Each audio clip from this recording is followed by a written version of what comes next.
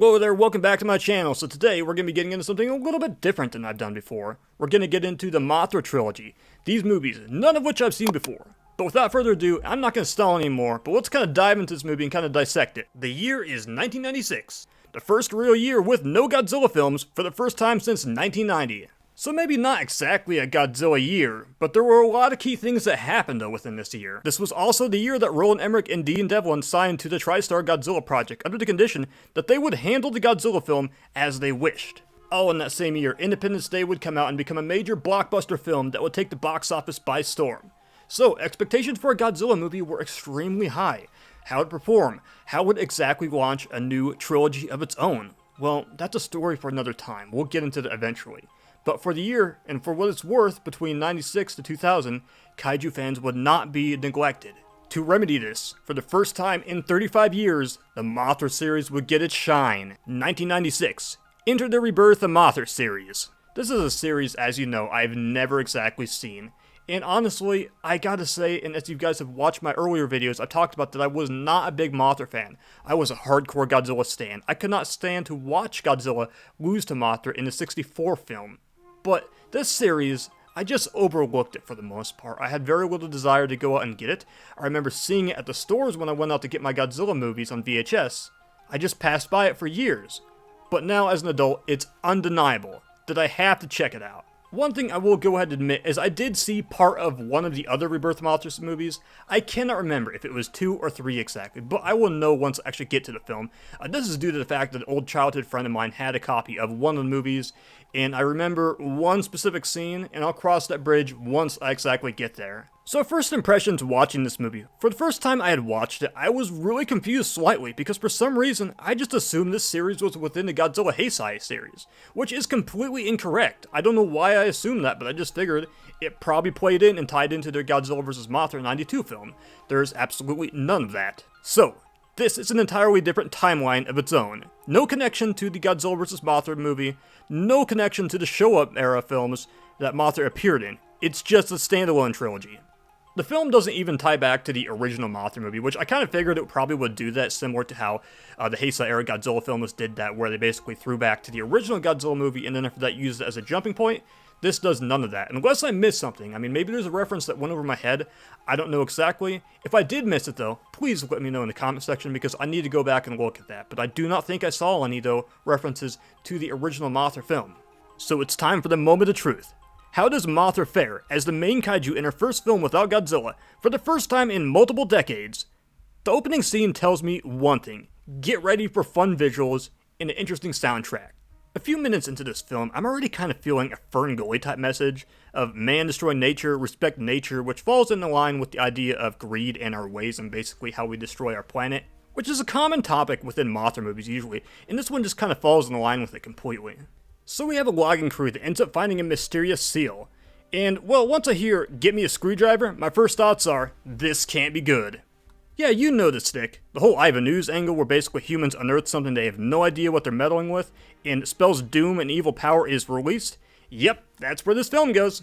So let me go ahead and lay this storyline out for you guys. So basically, millions of years ago, an evil kaiju named Descador arrived on Earth with the intent to destroy our planet. Said kaiju was also responsible for laying waste to Mars, a similar concept that was used in Ghidorah, the three-headed monster, you know, with Venus or Mars, depending on which version you watch. You see, Descador waged war on a moth-like race kaiju, who was the protectors of Earth. Descador was eventually defeated, sealed. In the midst of said war, though, a lot was lost on Earth. Only 3 sole survivors remained of this ancient past civilization, one of which became clouded with their own evil desires. This is the bulk of the story, basically, we have here. Let me ask you an honest question. Does this storyline sound familiar for what it's worth? Because to me it does. Overall, we got an ancient super beast, returns, released, and we need a protector for our planet. Said protector needs to transform into a new form in order to defeat this ancient beast. The beast is destroyed. What does this sound familiar to? It sounds like Super Godzilla. And I hate bringing up Bagan all the time and drawing back to him, but let's not forget that also Bagan was supposed to face Mothra at one point. Second bullet point, if you're going to seal up an ancient creature also, let's make sure that it requires more than the screwdriver to break the seal. But hey, we got a movie. The overall vibe of this movie is pretty charming and it feels a little cartoony at certain points.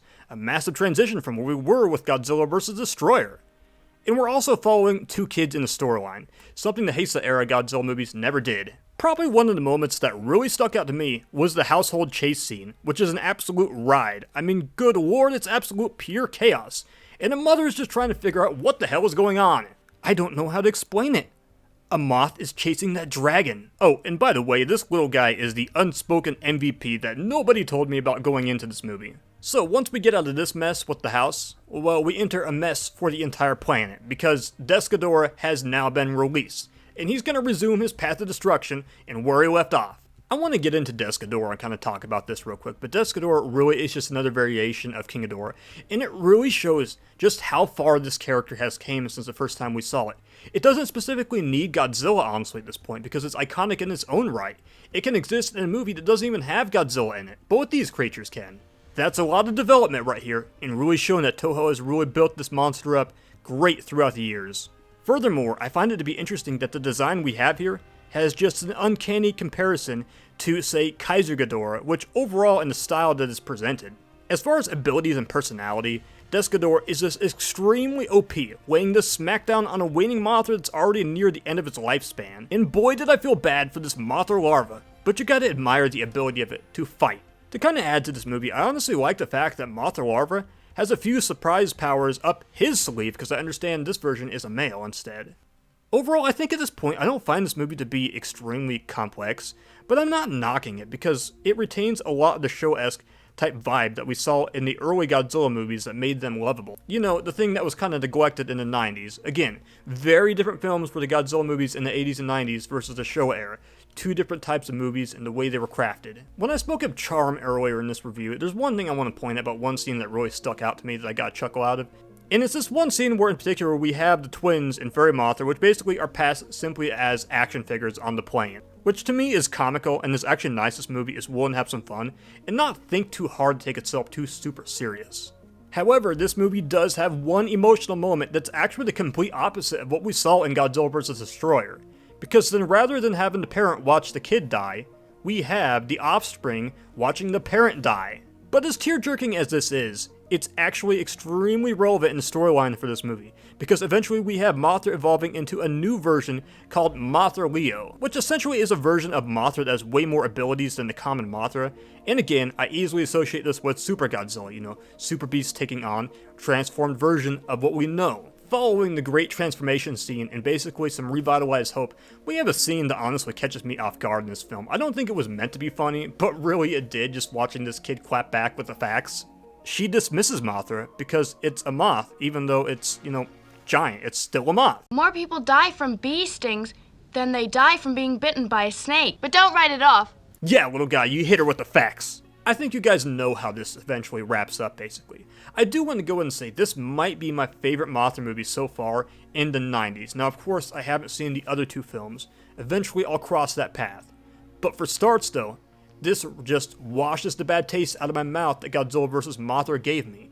If you watch my review of that film, you guys will know I was not too big on that movie. It's probably one of the most underwhelming films in the entire Heisei-era film series of the Godzilla series. So this one brings some justice to Mothra and fleshes Mothra out, and it reminds me as a viewer that Mothra can fly out of the shadow that Godzilla has casted. And if you're thinking this movie has no real message, well wait, it does absolutely. Toho Godzilla movies have prided themselves on the depiction of being an expression for the dangers of nuclear weapons, pollution, greed, and war. Mothra movies don't shy away from that either. This one's more so along the lines, respect nature and the planet we've been given and all it's worth. And it wraps up with a good feeling, and order has been restored with a new protector. A new Mothra is here to stay, and he'll protect us from any evil that should threaten life on Earth. A reminder that Mothra will always be Toho's voice of planet Earth. I advise viewers to go ahead and check this movie out. Don't be like me as a kid and just subject yourself to Godzilla. I mean, Godzilla's cool. I mean, Godzilla's Godzilla. It'll never go away. It'll always be there. He's the heart and soul. But somewhere, Mothra is always welcome to me.